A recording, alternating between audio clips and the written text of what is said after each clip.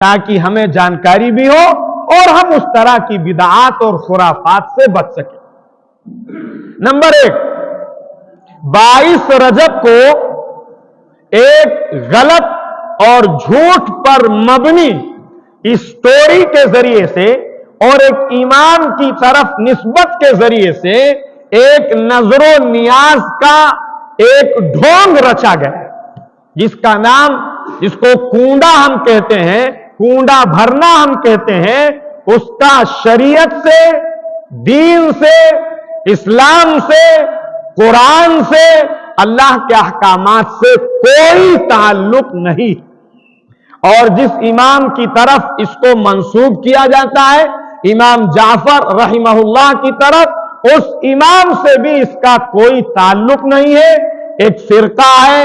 جو انتہائی جو ہے وہ گندا ہے، اس فرقے نے